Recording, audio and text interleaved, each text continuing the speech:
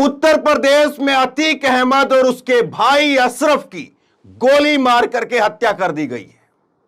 Police का घेरा था अतीक अहमद और उसके भाई अशरफ को हथकड़ी लगा करके दोनों को एक साथ पुलिस मेडिकल टेस्ट के लिए लेकर के जा रही थी और इसी बीच में 2-3 टुच्चे लोग आते हैं, वो आकर के गोली मार देते हैं और वहीं पर मौके के ऊपर ही दोनों लोगों की मौत हो जाती है। इसको आप जंगल राज कहेंगे, गुंडा राज कहेंगे या कानून राज कहेंगे।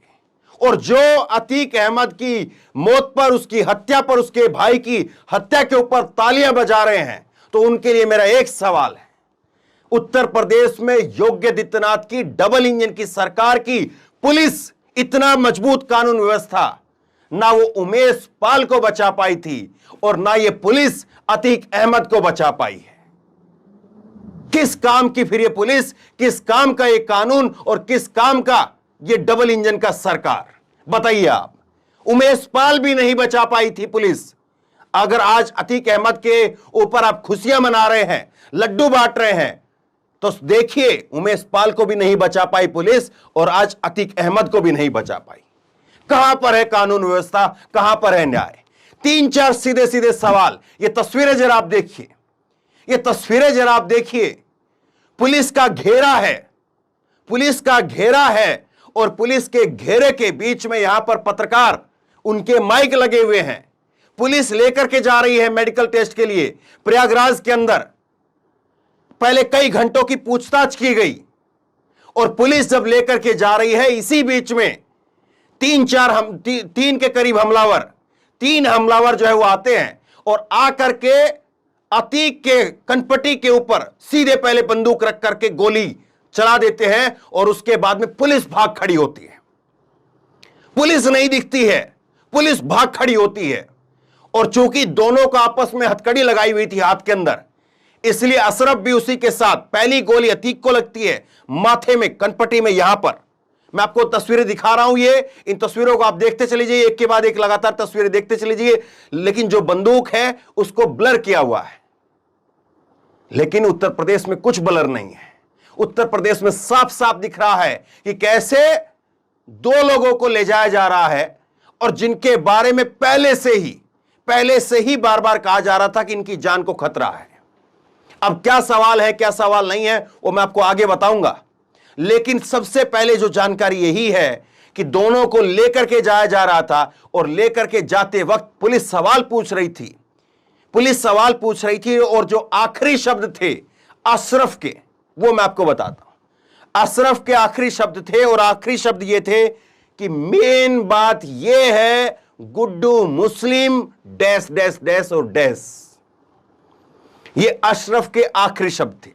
पत्रकार सवाल पूछ रहे थे, अतीक कुछ बोल नहीं रहा था, अतीक हूं हां बस, लेकिन अशरफ ने बोलना शुरू किया और अशरफ ने बोला मेन बात यह है गुड्डू मुस्लिम, बस यही शब्द वो बोल पाया और उसके बाद गोलियां शुरू हो गई।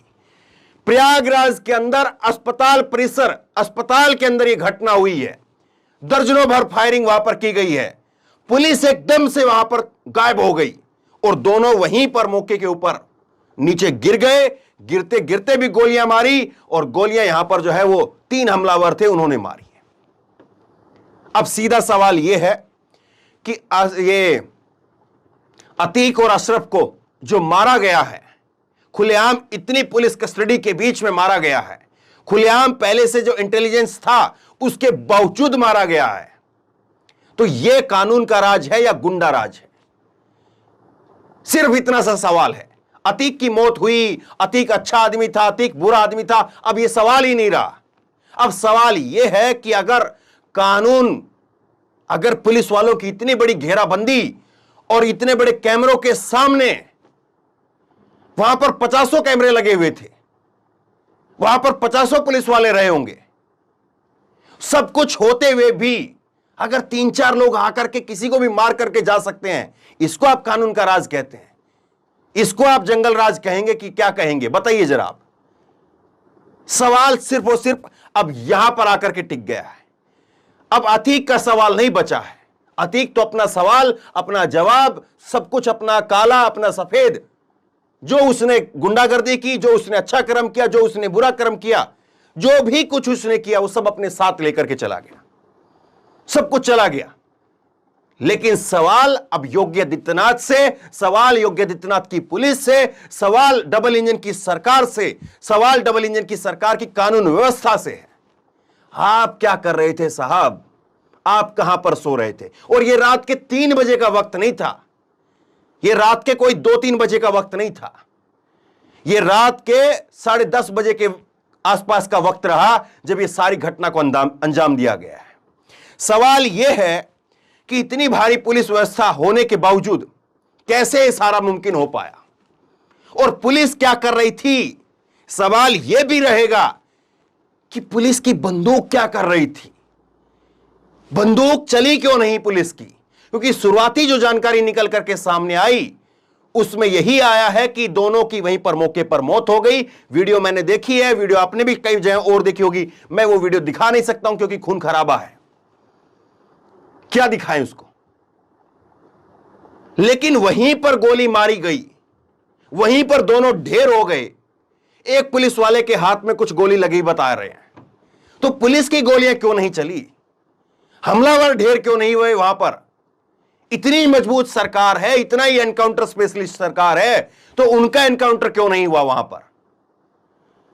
बताइए आप, कमाल की बात है ना। इससे ज्यादा गुंडागर्दी, इससे ज्यादा जो है वो जंगल राज और किसको आप कहेंगे? खुलेआम कोई मार देता है और वो सरेआम बच जाते हैं। अतीक जो है वो अब इतिहास है, लेकिन योगी आदित्यनाथ को इतिहास और योगी आदित्यनाथ की पुलिस को इतिहास कैसे याद करेगा? सवाल अब यहां पर आकर के खड़ा हो गया है। क्योंकि उमेश पाल को भी अगर आप नहीं बचा पाए और आप अतीक को भी नहीं बचा पाए तो दोनों जगह पर आप फेल हैं। उमेश पाल की ही जो हत्या की गई थी वो नहीं होनी चाहिए थी, उसकी जिम्मेदारी भी आपके ऊपर थी, लेकिन तब लोगों ने लगा कि नहीं साहब, अतीक का जो है वो फैसला आ गया है और अतीक का एनकाउंटर होगा, अतीक की गाड़ी पलटेगी। इन्हीं सारे सवालों में जो है घुमा करके रख दिया। और अब भी जो है, अब भी खुशियां मनाते हुए लोग जो है सोएंगे, लेकिन कोई ये नहीं पूछेगा, कोई ये नहीं सवाल उठाएगा कि वो तो मर गया, हमारा भी तो मरा था। कोई कम से कम यही कह दे। छोड़िए आप कानून व्यवस्था की बात, छोड़िए आप अतीक की बात, छोड़िए आप इसकी बात, छोड़िए आप उसकी बात, लेकिन कम से कम यह तो पूछ लीजिए कि आप तो साहब उमेश को भी नहीं बचा पाए, आप इसको भी नहीं बचा पाए। सवाल ये है। और अगर यही सब कुछ होगा और अगर यही सब तरीके से होगा, फिर क्या करेंगी कानून व्यवस्था, फिर क्या करेंगे अदालतें? सोचिए जरा। फिर वो जो अलीगढ़ के ताले हैं वो किस दिन काम आएंगे, कहां के लिए काम आएंगे? इतनी भारी पुलिस व्यवस्था होने के बावजूद अगर इतनी सी घटना हो जाती है और 2-3 लोगों को अगर आप नहीं रोक पाते हैं, और रोकने की बात भी चलिए छोड़ दीजिए, आप उनको ढेर नहीं कर पाते हैं। इतनी एनकाउंटर स्पेशलिस्ट पुलिस है, इतने एनकाउंटर कर दिए हैं, उनको खरोच तक नहीं आई। उनको खरोच तक क्यों नहीं आई? सवाल यह है वो कैसे बच गए फिर? बहरहाल लोगों तक पहुंचाइए इस खबर को, लोगों को पता चले कि उत्तर प्रदेश में किस तरह का कानून राज चल रहा है, किस तरह के एनकाउंटर स्पेशलिस्ट पुलिस जो है वो उत्तर प्रदेश के अंदर है, लोगों को तक पता चले। आप क्या सोचते हैं नीचे कमेंट बॉक्स में लिख करके मुझे जरूर बताइए। इस वीडियो को खूब शेयर कीजिए।